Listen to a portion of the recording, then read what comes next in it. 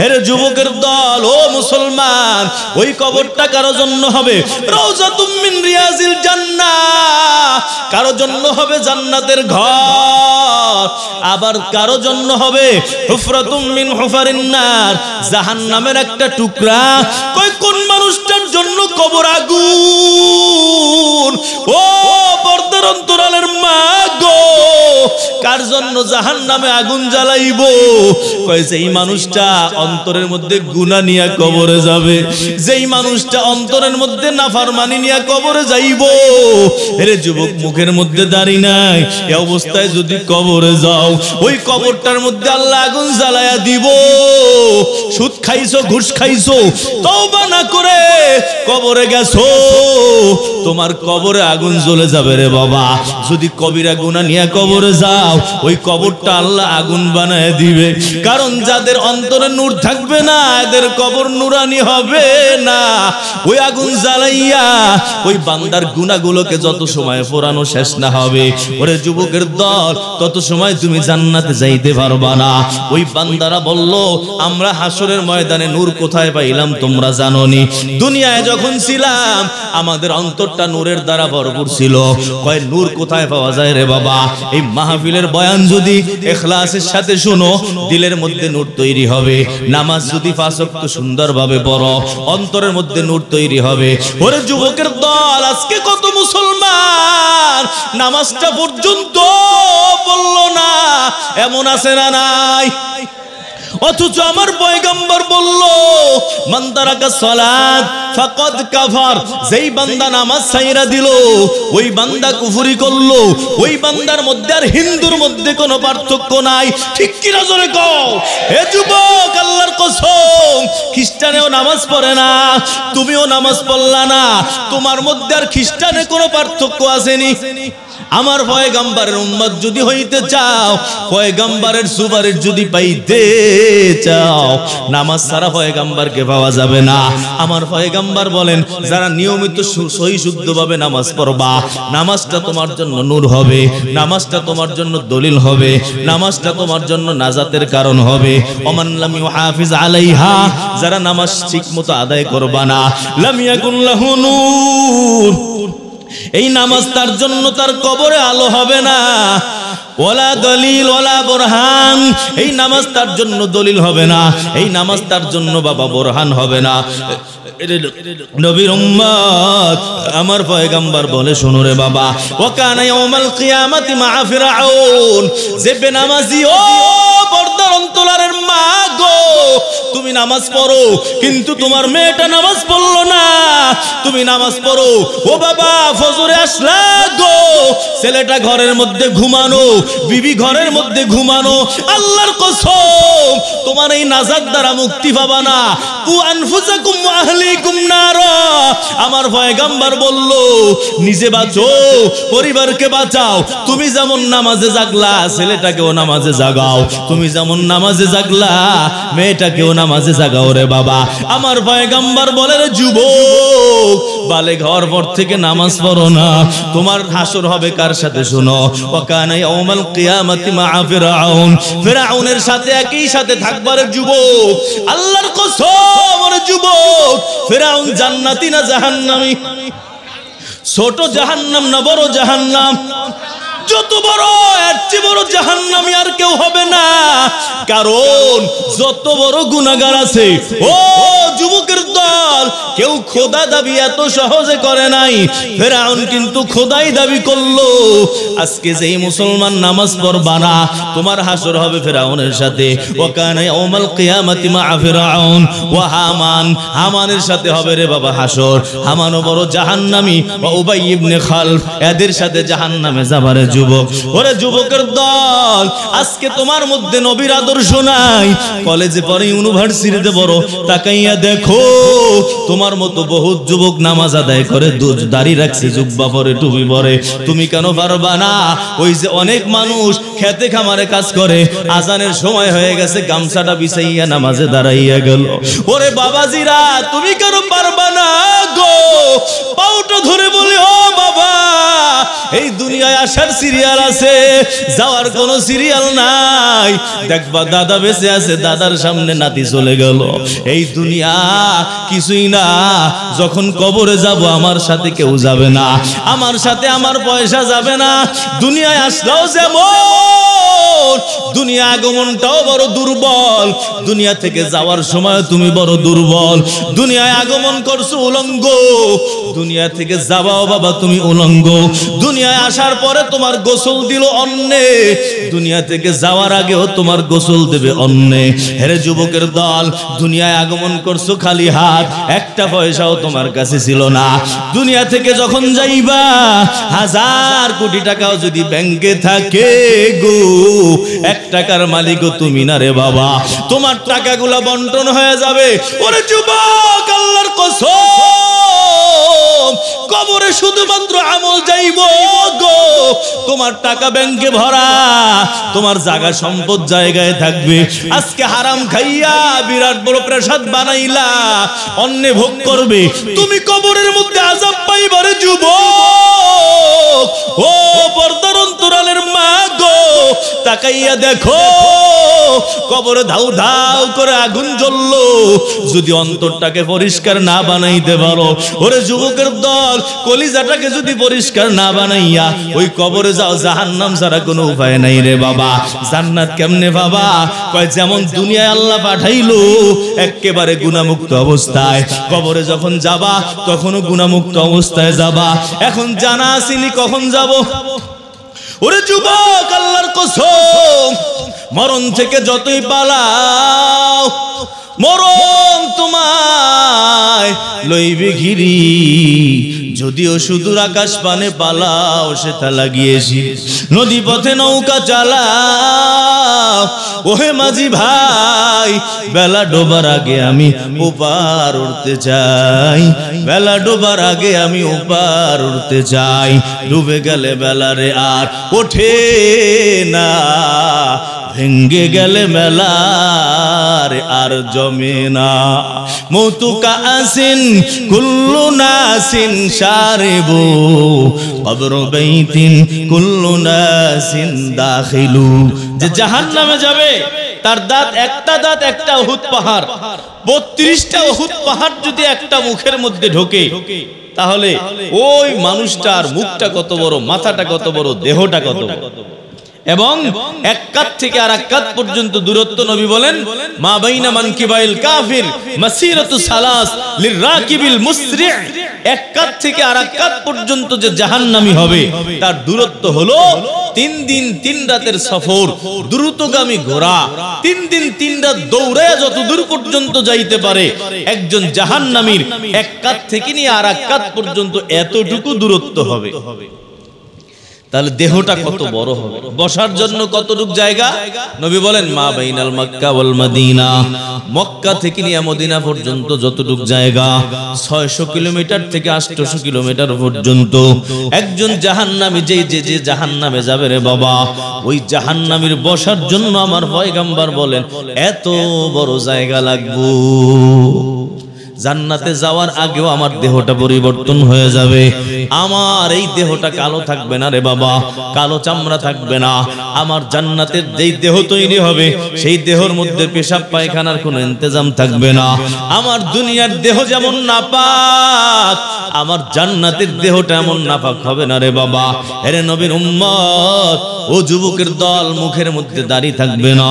একেবারে সবে মাত্র যখন দাড়ি মুছ ওঠার সময়, এমন একটা বয়স আল্লাহ তাআলা তোমাকে দিয়ে জান্নাতে পাঠাবেন, এই দেহ, জান্নাতের দেহ কোনোদিন বুড়া হবে না। দুনিয়ার দেহ যেমন এক এক সময় এক এক হালাত, এখন এমন অবস্থা, আর এক সময় আর এক অবস্থা। দুনিয়ার দেহ যেমন কালো হয়ে যায়, দুনিয়ার দেহ যেমন বুড়া হয়ে যায় রে বাবা। দুনিয়ার দেহর মধ্যে থেকে দাঁত একটা একটা পড়তে থাকে বুড়া হয়ে যাওয়ার পর। বয়স হয়ে গেলে চুল পাকনা ধরে। এই নবীর উম্মত, ও যুবকের দল, ওই জান্নাতি দেহর মধ্যে চুলে কোনোদিন পাকা ধরবে না। জান্নাতি দেহর মধ্যে মুখে কোনো গন্ধ নাই। ওরে পর্দার অন্তরালের মা গো, ওই জান্নাতি দেহর মধ্যে কোনো টেনশন নাই, কোনো পেরেশানি নাই, বড় আরাম, বড় আনন্দ। পেটের মধ্যে কোনো ব্যথা নাই, মাথার মধ্যে কোনো ব্যথা নেই। আছে জান্নাতি যেই দেহ, ওই দেহ আল্লাহ তাআলা ভিন্ন ভাবে বানাবেন। জাহান্নামীদের দেহটাকে আল্লাহ ভিন্ন ভাবে বানাবেন। হে নবীর উম্মত, ও মুসলমানের দল, আমার আল্লাহ তোমাকে আমাকে এই দুনিয়ায় পাঠাইলো শুধুমাত্র পরীক্ষা দেওয়ার জন্য। পরীক্ষায় যারা পাস করবা তোমাদের ঠিকানা হবে জান্নাত, পরীক্ষায় যারা ফেল করবা তোমাদের ঠিকানা হবে জাহান্নাম। জান্নাতে যদি যাইতে চাও, নিজেকে রোগ মুক্ত বানাইয়া কবরে যাও। ওরে যুবক, আল্লাহর কসম, রোগ নিয়ে যদি ওই কবরে যাও, ওই কবর থেকে আল্লাহ জাহান্নামে ফালাইবো। কারণ কোন রোগী মানুষ জান্নাতে যাবে না। আল্লাহর জান্নাত পবিত্র, আল্লাহর জান্নাত নুরানি, আল্লাহর জান্নাতের মধ্যে কোনো রোগ থাকবে না। এর যুবকের দল, যেই অন্তরটা কালো, যেই অন্তরটা রোগাক্রান্ত, ওই অন্তরটা জান্নাতে যাবে না। সুতরাং রোগ নিয়ে যদি মারা যাও, রোগ দূর করার জন্য আল্লাহ জাহান্নামের আগুনে ফালাইব। আগুনে ফালাইয়া কেমোথেরাপি দিয়া রোগ মুক্ত বানাইয়া তারপরে জান্নাত দিবে রে বাবা। হেরে নবীর উম্মত, ও মুসলমান, তোমার আমার দেহর মধ্যে যেই রোগ, এই রোগ তো বড় কল্যাণ। এই রোগ হলে আমার আমলনামায় নেকি লেখা হয়। যেই বান্দার মুসিবত আসলো, ওই বান্দার আমলনামায় আমার মালিক আল্লাহ নেকি আমলনামায় লিখতে থাকে রে বাবা।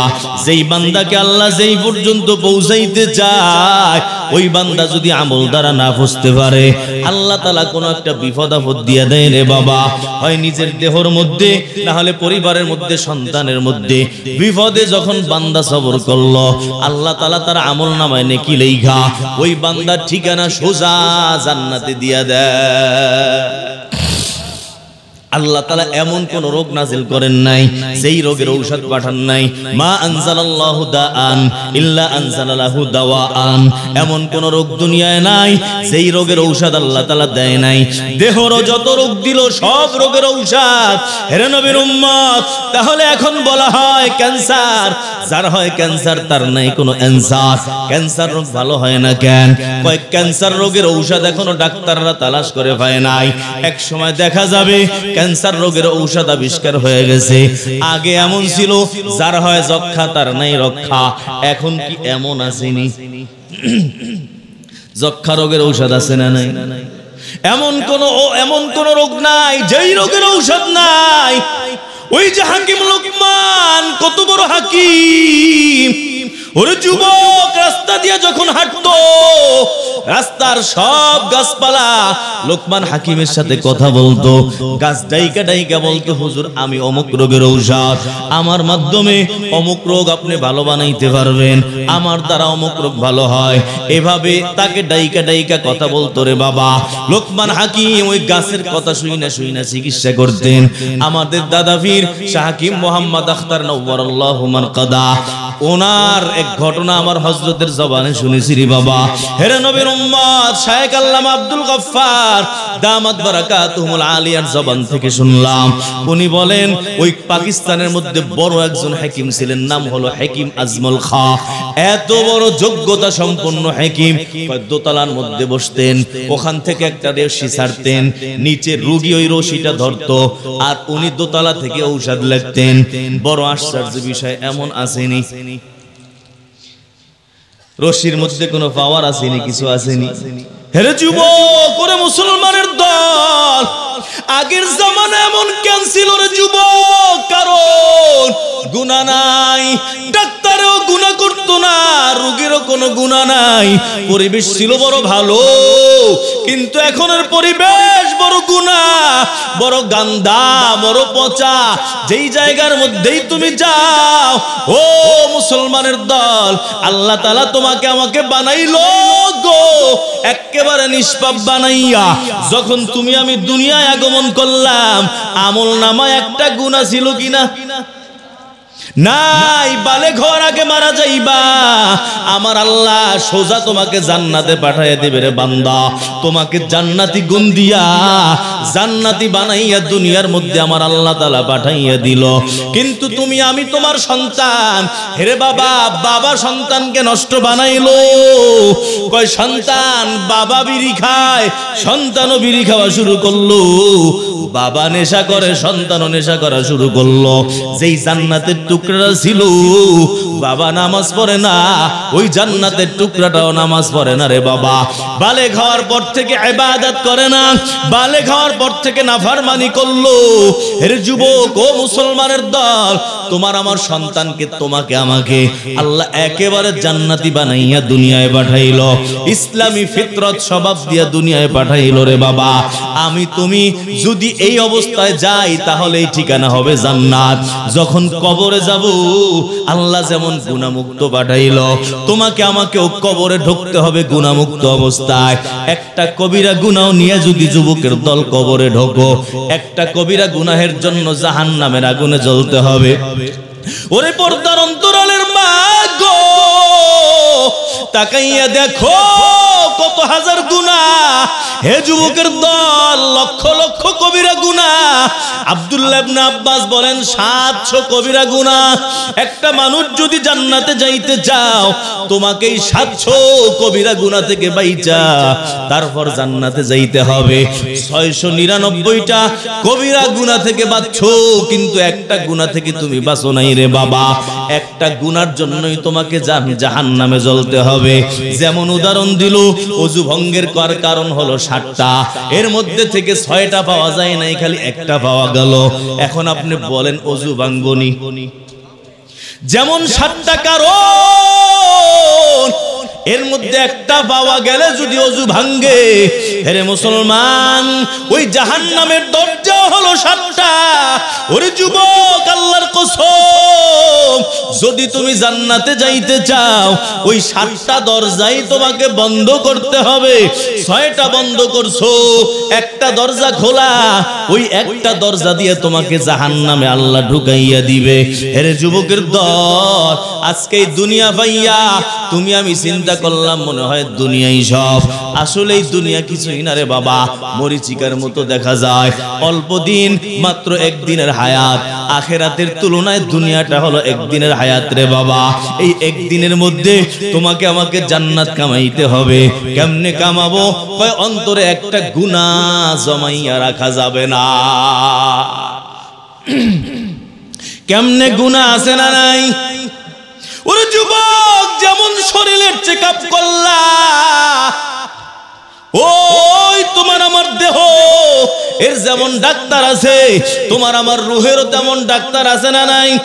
ওরে মুসলমান, আমার পয়গম্বর রুহের সবচেয়ে বড় ডাক্তার। এক একজন সাহাবীকে চিকিৎসা কইরা কইরা, এক একজন সাহাবী এক একজন অন্যায় অপরাধ গুনাহগার বান্দা ছিল।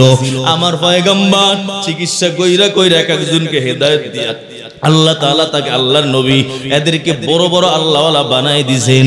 ওই পয়গম্বর নাই, কিন্তু পয়গম্বর তার নিজের চেয়ারের মধ্যে কিছু মানুষ বসায় গেছেন। আরে নবীর উম্মত, ওই মানুষগুলাকে এই চিকিৎসার দায়িত্ব দিয়ে দিয়েছেন। তাদের সোহবতে যাও, তাদের কাছে গিয়া নিজের রোগকে চেকআপ করাও, চেকআপ করাইয়া চিকিৎসা করাইয়া যদি মরতে পারো রে বাবা, মারা যাইতে দেরি, জান্নাতে যাইতে দেরি হবে না। আজকে তাকাইয়া দেখো রে যুবক, কত বড় মারাত্মক! কয়েক একটা বদনজরি এমন, কুদৃষ্টি। বেগানা নারীর দিকে তাকাও, রাস্তার মধ্যে বেগানা নারী, মোবাইলের মধ্যে বেগানা নারী, ঘরের মধ্যে টিভির মধ্যে বেগানা নারী। বাবা, আল্লাহর কসম, নজর যদি না বাঁচাইয়া মারা যাও, ওই ঈমানটা পর্যন্ত নষ্ট হইতে পারে। আমাদের দাদাবীর বলেন, ঈমান নিয়ে মারা যাওয়ার আমল 60টা, এর মধ্যে 5 নম্বর আমল যুবক, নজর বাঁচাও, বেগানার দিকে তাকাইবা না। আল্লাহর কসম, আজকে এই রোগ আমাদের সবার মধ্যে আছে না নাই? জুয়ান নাই, বুড়া নাই, ও পর্দার অন্তরালের মা, সবাই এই রোগের মধ্যে আজকে আমরা আক্রান্ত রে বাবা। একটা বদনজরি একটা বড় কবিরা গুনাহ। আমাদের একটা কবিরা গুনাই ওই জাহান্নামে নিয়ে যাওয়ার জন্য যথেষ্ট। হে নবীর উম্মত, হে মুসলমানের দল, ইবনে বারসিসা বড় আল্লাহওয়ালা বুজুর্গ ছিলেন। তাফসীরে রুহুল মাআনির মধ্যে তার ঘটনা লেখলো। ইবনে বারসিসা এত বড় আল্লাহওয়ালা মানুষ, 70 বছর আমার আল্লাহর ইবাদত করলো। ওই ইবনে বারসিসা রাস্তা দিয়া যাইতেছেন, হঠাৎ বেগানার দিকে নজর পড়ে গেল। বেগানার দিকে নজর পড়ার পর আল্লাহ তাআলার বান্দা তার প্রতি আশিক হয়ে গেল। আশিক হইয়া গুনাহের প্রস্তাব দিয়া তার সাথে গুনাহের কাজ করলো রে বাবা। গুনাহ কইরা তার পেটের মধ্যে সন্তান চলে আসলো। ইবনে বারসিসা চিন্তা করলো, যদি এলাকার মানুষ জানাজানি হয়ে যায়, এলাকার মধ্যে যদি মানুষের কাছে জানাজানি হয়ে যায় যে আমি এত বড় নাফরমানি করলাম, তাহলে তো আমার ইজ্জত সম্মান কিছুই থাকবে না। হে নবীর উম্মত, কি করা যায়? বান্দা বড় টেনশন। শয়তান এসে তাকে পরামর্শ দিল, ও ইবনে বারসিসা, যদি তোমার ইজ্জত বাঁচাইতে চাও তাহলে একে হত্যা করে ফেলো। আল্লাহর বান্দা বুজুর্গ 70 বছর ইবাদত করলো, এক বদনজরি কইরা দেখো যুবক কত বিপদের মধ্যে পড়ল। আল্লাহর বান্দা ইজ্জত বাঁচানোর জন্য হত্যা করলো। হে যুবক, হত্যা করার পর এই সংবাদ শয়তান আবার মানুষের মধ্যে প্রচার করে দিল। আদালত পর্যন্ত বিচার চলে গেল। আদালতে বিচার যাওয়ার পর ইবনে বারসিসার ফাঁসির অর্ডার হয়ে গেল। ফাঁসির কাস্টে দাঁড়ানো। শয়তান আইসা ওই জায়গায় আবার হাজির। শয়তান বলতেছে, হুজুর, আমি আপনাকে বাঁচাইতে পারি, আপনাকে ফাঁসি থেকে বাঁচাইতে পারি, তবে শর্ত আছে। কি শর্ত? কয়, আহা, পুরা করবেননি? হ্যাঁ, আমি পুরা করব। কয়, একটা কিছু না, তেমন কিছু না, আমাকে শুধু একটা সিজদা করবা। ইবনে বারসিসা এত বড় আল্লাহওয়ালা, এত বড় বুজুর্গ, 70 বছর ইবাদত করলো গো, নাফরমানি নাই, বিরাট বড় আল্লাহওয়ালা। হে মুসলমান, শয়তানের কথা বলাতে এখন নিজের ঈমান, নিজেকে জান বাঁচানোর জন্য ওই শয়তানের পায়ের মধ্যে সিজদা দিল। হে যুবকের দল, সিজদা দেওয়ার পর শয়তান আউট হয়ে গেল, উদাও হয়ে গেল, তালাশ করে পাওয়া যায় না। ইবনে বারসিসা শয়তানকে সিজদা করার কারণে বেঈমান হয়ে গেল। বেঈমান হওয়ার পর তার ফাঁসি কার্যকর হয়ে গেল। আজকে তাকাইয়া দেখো,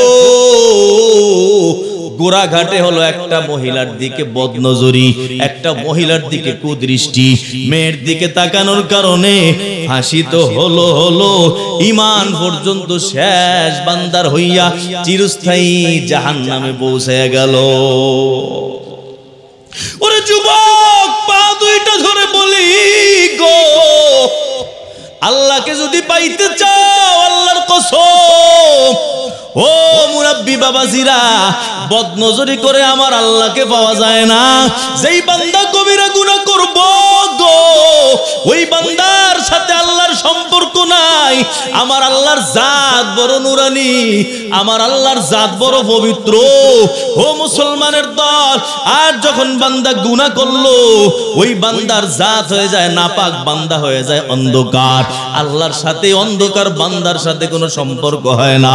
ওরে মুসলমানের দল, সংক্ষেপে খোলাসা কালাম আমি বলার চেষ্টা করি। আজকে আমারও চিকিৎসা করতে হবে।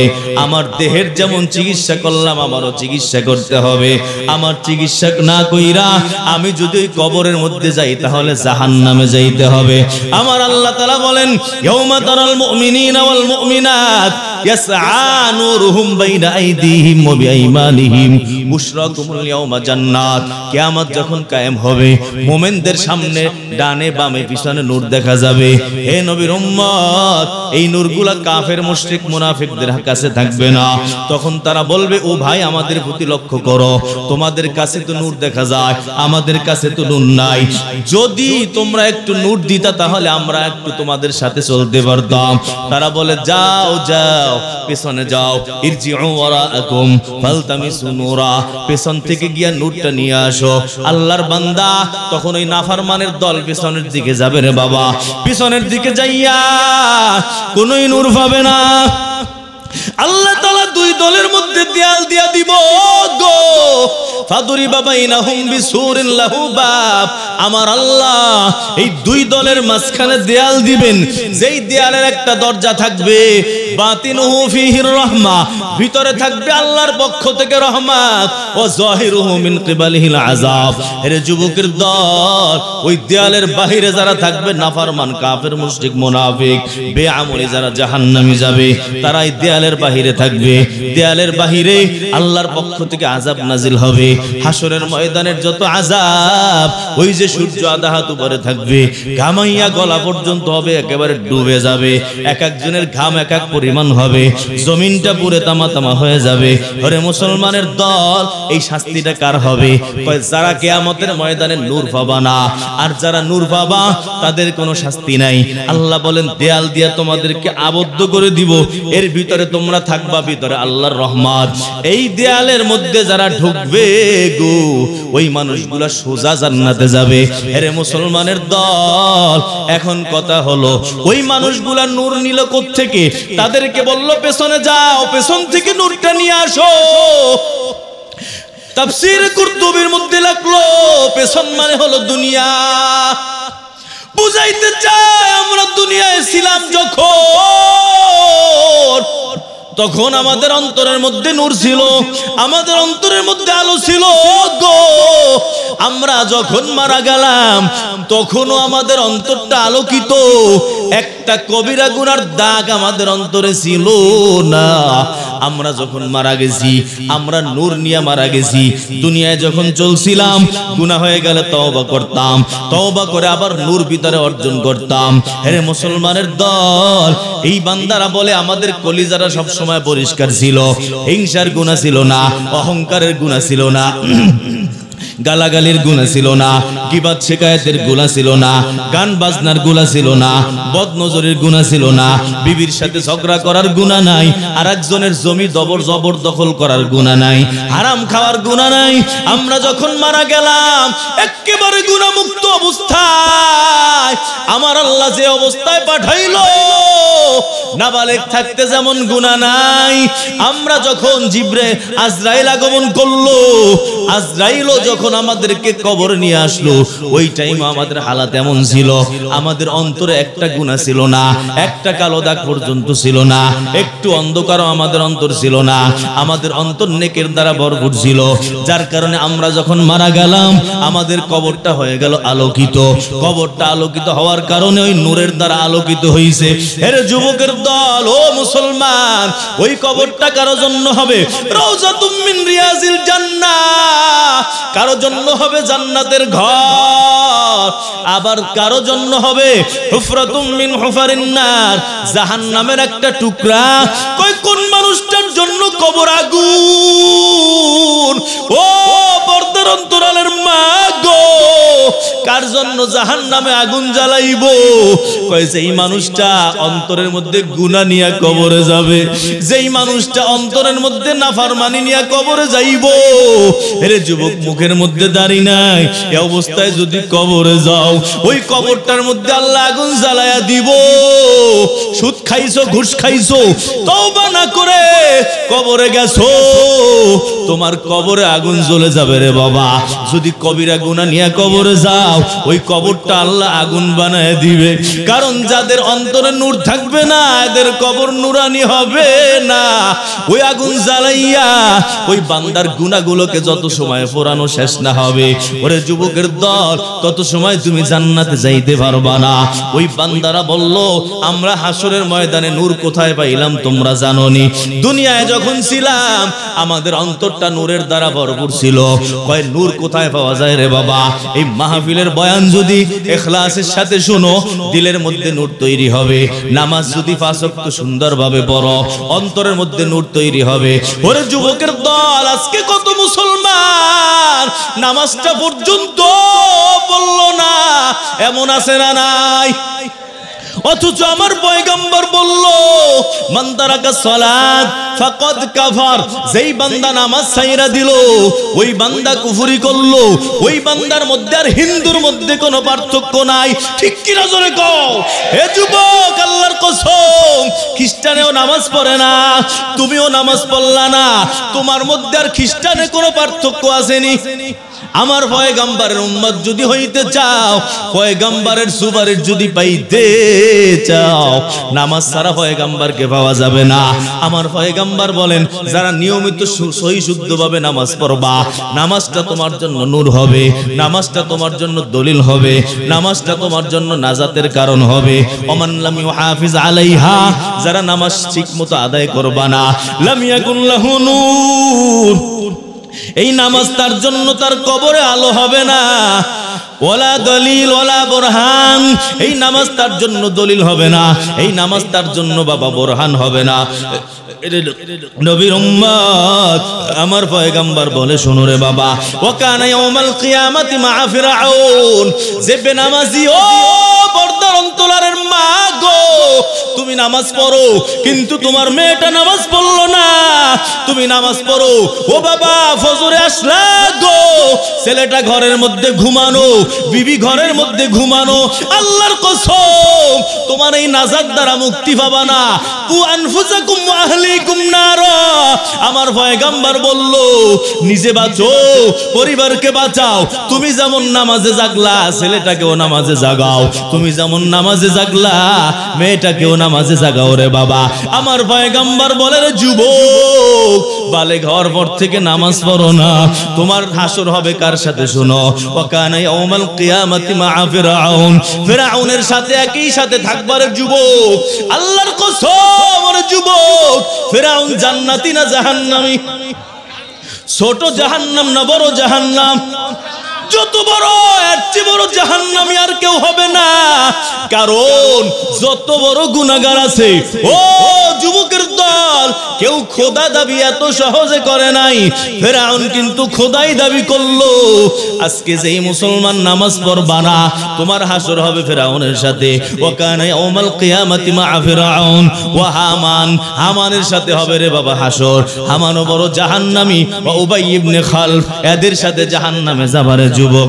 ওরে যুবকের দল, আজকে তোমার মধ্যে নবীর আদর্শ নাই, কলেজে পড়ে, ইউনিভার্সিটিতে পড়ো, তাকাইয়া দেখো তোমার মতো বহুত যুবক নামাজ আদায় করে, দাড়ি রাখছে, জুব্বা পরে, টুপি পরে, তুমি কেন পারবা না?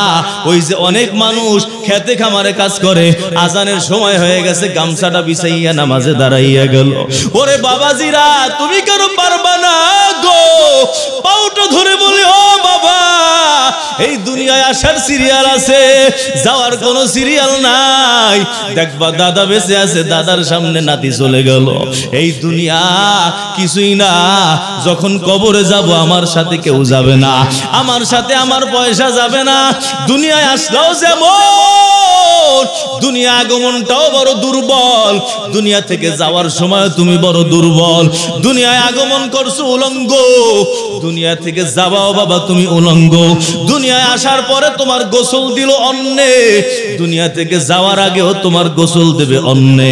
হেরে যুবকের দল, দুনিয়ায় আগমন করছো খালি হাত, একটা পয়সাও তোমার কাছে ছিল না। দুনিয়া থেকে যখন যাইবা, 1000 কোটি টাকাও যদি ব্যাংকে থাকে গো, 1 টাকার মালিকও তুমি না রে বাবা। তোমার টাকাগুলা বন্টন হয়ে যাবে। ওরে যুবক, আল্লাহর কসম, কবরে শুধুমাত্র আমল যাইব গো, তোমার টাকা ব্যাংকে ভরা, তোমার জায়গা সম্পদ জায়গায় থাকবে। আজকে হারাম খাইয়া বিরাট বড় প্রসাদ বানাইলা, অন্য ভোগ করবে, তুমি কবরের মধ্যে আযাব পাইবারে যুবক। ও পর্দার অন্তরালের মা গো, তাকাইয়া দেখো কবরে ধাউ ধাউ করে আগুন জ্বললো, যদি অন্তরটাকে পরিষ্কার না বানাইতে পারো, ওরে যুবকের দল, কলিজাটাকে যদি পরিষ্কার না বানাইয়া ওই কবরে যাও, জাহান্নাম ছাড়া কোনো উপায় নাই রে বাবা। জান্নাত কেমনে বাবা? কয় যেমন দুনিয়ায় আল্লাহ পাঠাইলো একেবারে গুনাহমুক্ত অবস্থায়, কবরে যখন যাবা তখনও গুনাহমুক্ত অবস্থায় যাবা। এখন জানা আসেনি কখন যাব। ওরে যুবক, আল্লাহর কসম, মরণ থেকে যতই পালাও, মরণ তোমায় লইবে ঘিরি। যদিও সুদূর আকাশ পানে পালাও, সেটা লাগিয়েছি নদী পথে নৌকা চালাও। ওহে মাঝি ভাই, বেলা ডোবার আগে আমি ওপার উঠতে চাই, বেলা ডোবার আগে আমি ওপার উঠতে চাই। ডুবে গেলে বেলারে আর ওঠে না, ভেঙ্গে গেলে মেলার আর জমে না। মৌতুকা আসিন কুল্লু নাসিন শারিবু, কবর বাইতিন কুল্লু নাসিন দাখিলু। তাহলে বুঝে আসছিনি, আমি যেমন গুনাহ ছাড়া আসলাম, কবরে যদি গুনাহ ছাড়া যাই, কবরটা হবে জান্নাত, কবরটা হবে নুরানি, হাসরটা হবে জান্নাত, হাসরটা হবে নুরানি। আমি সোজা জান্নাতে যাইতে পারবো। আর যদি কবরে গুনাহ নিয়ে যাই, হে যুবক, ওই কবরটা হবে জাহান্নাম। হাসরের ময়দানেও বড় আযাব, এরপর বিনা হিসাবে জাহান্নাম। এখন কখন মারা যাব জানা নাই। সুতরাং ও যুবক, 24 ঘন্টা তওবার উপরে থাকবো।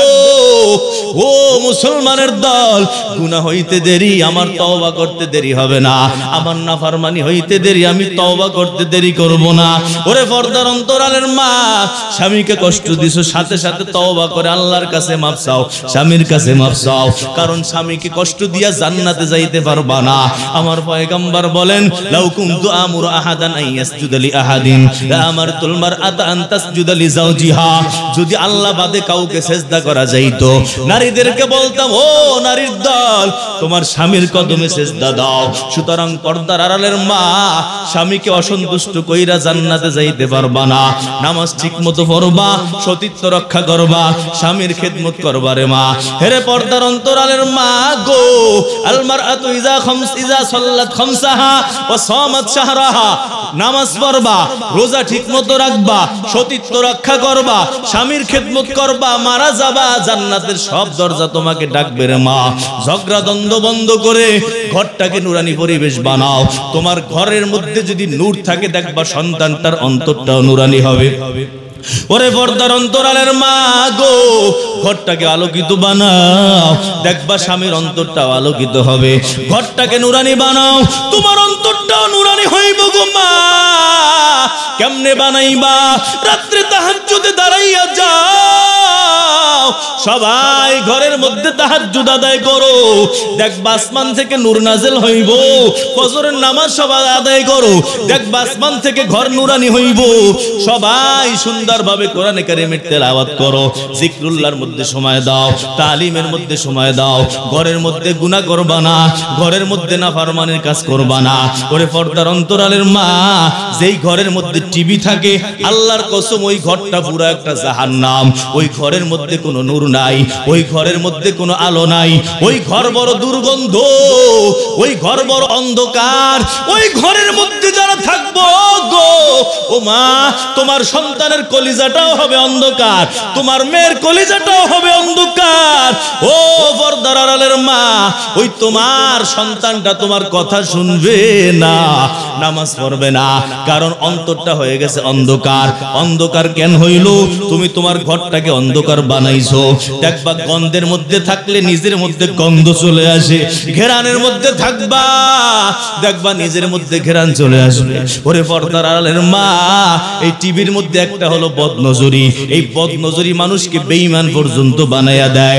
আর একটা হলো গান। আমার পয়গম্বর বলেন, সাউতান মালউনান, দুইটা আওয়াজ, এই দুই আওয়াজ এই জায়গার মধ্যে হয়, ওই জায়গায় আল্লাহ তাআলার গজব নাযিল হয়। মিজমারুন ইনদা নি'মাতিন, এক নম্বর হলো আনন্দ ফুর্তির সময় গান বাজনা। হে পর্দার আড়ালের মা, বলো টিভির মধ্যে গান বাজনা আছে না নাই? এর যুবক, আল্লাহর কসম, গান শুনবা, সীসা গরম করে আল্লাহ ঢালবো, গজব নাজিল হইব। গানের তার যে কানের মধ্যে লাগাইয়া গো সারা রাত ঘুমাইয়া কাটাই দিলা, ওই অবস্থায় যদি আজরাইল আইসা নিয়া যায়, ওই যাবা জান্নাতে না জাহান্নামে? ওরে যুবকের দল, আজকে আমরা আমাদের ঘরগুলাকে অন্ধকার বানাইলাম, যার কারণে ঘরে যারা থাকে তারাও অন্ধকার। আলোকিত বানাইতে চাইলে টিভিটারে বাই করো, আলোকিত বানাইতে চাইলে ঘরের মধ্যে থেকে ছবিগুলো বাই করো, ঘরের মধ্যে থেকে মূর্তিগুলোকে বাই করো। আজকে বর্তমান জামানায় কোরআন শরীফ বাই কইরা মসজিদে পাঠাইয়া দেয়, আর মূর্তি দিয়া আলমারিটা সুন্দর করে সাজায়া রাখে, ঠিক কিনা? সুতরাং আমার সময় বড় সংক্ষেপ। যেটা বলতে চাইলাম রে বাবা, তোমাকে আমাকে নিজেকে চিকিৎসা করতে হবে।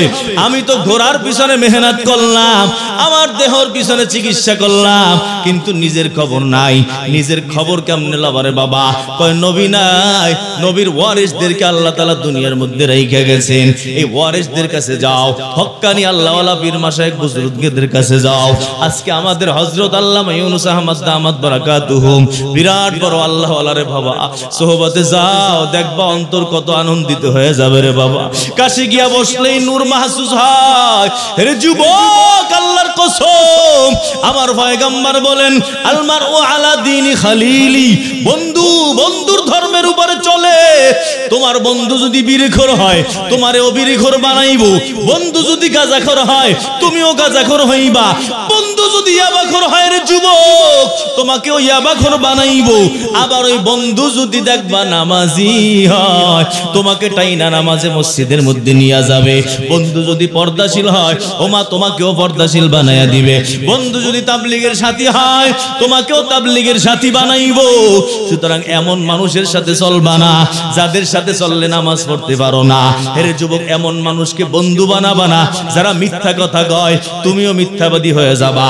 যারা সুদ খায় ওদের সাথে সম্পর্ক নাই, যারা ঘুষ খায় ওদের সাথে বন্ধুত্ব করবা না। নিজের মধ্যে লোভ ঢুকবে, দেখবা নিজেকেও গুনাহ কাজ করতে মনে যাবে রে বাবা। এজন্য সংক্ষেপ কথা হলো, দুনিয়া থেকেই আমাকে চিকিৎসা কইরা আমার অন্তরটাকে আলোকিত বানাইয়া ওই কবরের মধ্যে যাইতে হবে রে মা। কখন যাব জানা নাই, সুতরাং 24 ঘন্টা তওবা করব। তওবার নিয়ত কার আছে? দুটি হাত আমার আল্লাহকে জাগায়া দেখায়া দেই। আল্লাহ গো,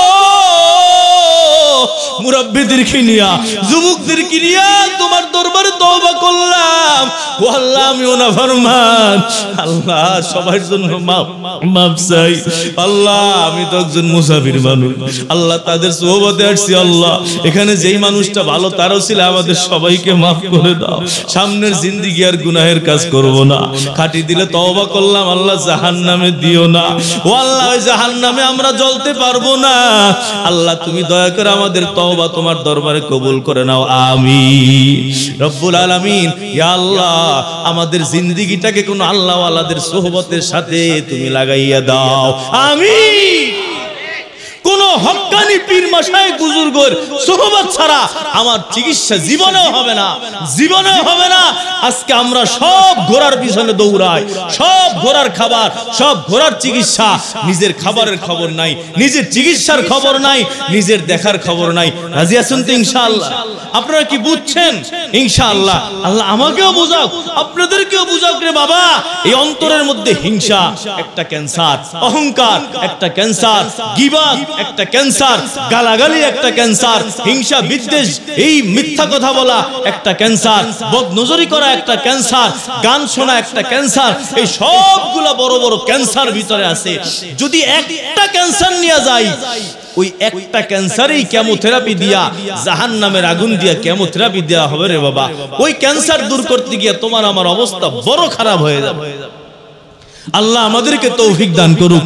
যে হাদিস আমি তেলাওয়াত করছি, এই হাদিসে আল্লাহ কি বলেছেন জানেননি? ওয়ান্নাল মাসাজিদা লিল্লাহ, দুনিয়ায় যত মসজিদ এর মালিক কে?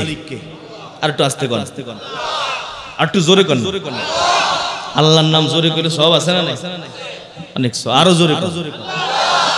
সব আল্লাহর ঘর। আল্লাহ বানায় না কেন তাহলে? আল্লাহ বানায় না, বান্দারে কাজে লাগায়। যে বান্দা তুই বানা আমার ঘর, তোরেও আমি তোর জন্য জান্নাতে ঘর বানাই দিই। খলিফা হারুনুর রশিদ ওনার ঘটনা কিতাবের মধ্যে লিখছেন যে উনি নিয়াত করছেন যে একটা মসজিদ বানাবেন, যেই মসজিদে দুনিয়ার কারো থেকে কোনো দান সদকা নেবেন না, নিজের টাকা বানাইছেন উনি। বড় বুজুর্গ ছিলেন। রাত্রে বেলা ঘুমাইয়া স্বপ্নে দেখে যে ফেরেশতারা কইতেছে, কই তোমার জান্নাতের বাড়ি দেখবা না, আসো। তো ওনাকে স্বপ্নের মধ্যে ওনার জান্নাতের বাড়ির কাছে নেওয়া হয়েছে। উনি গিয়া দেখেন একরকম দুইটা বাড়ি। উনি একটার মধ্যে ঢুকছেন, ঢুইকা ওটা দেখছেন খুব সুন্দর, বাইর হইয়া বাসাটার মধ্যে ঢুকতে গেছে। তো ফেরেশতারা কয়, এই এটা আপনার ঘর না, এটা ঢোকেন কেন? এটা কার? এটা তো একই রকম দেখা যায়, এটা আরেকজনের ঘর, আপনার না, জানগা আপনার ছুটি। তো খলিফা হারুনুর রশিদের ঘুম ভাঙছে। সকালবেলা উনি ডাকছেন যারা রাজমিস্ত্রি জোগালি সবাইকে, এই যে আমি মসজিদ বানাইলাম, আল্লাহ আমার জন্য জান্নাতে ঘর বানাইছেন, স্বপ্নে দেখাই দিছে, তবে আমার মতো আরো একটা ঘর আমি দেখলাম, এইটা কার? তোমরা কি কেউ কোনো দান সদকা কিছু করছো নি আমার মসজিদে? তখন একজন জোগালি ভয়তে ভয়তে দাঁড়াইয়া কইতেছে, হুজুর আসলে বিষয় হলো আপনি তো ঘোষণা দিয়েছেন দান সদকা নিবেন না, তো আমি চিন্তা করলাম যে আমার কাছে অল্প একটু বালু ছিল, ওই আমার বালু আর আপনার বালুর কালার এক, আমি না বইলা আপনার বালুর সাথে আমার বালুটুক মিশাই দিছিলাম। এইটাই কাম হইছে, তুমি একটু বালু দিয়া জান্নাতে আমি পুরা মসজিদ বানায়া যেমন বাড়ি পাইলাম, তুমি সামান্য একটু বালু দিয়া ওই হুবাহু ওই রকম আমার সমান একটা বাড়ির মালিক আল্লাহ তোমাকে বানাই দিছে। সুবহানাল্লাহ। এই মসজিদগুলো কোথা থেকে আসছে জানেন? পয়গম্বর ইব্রাহিম বাইতুল্লাহ বানানোর পর অনেকগুলা কঙ্কর হাতের মধ্যে রয়ে গেছে।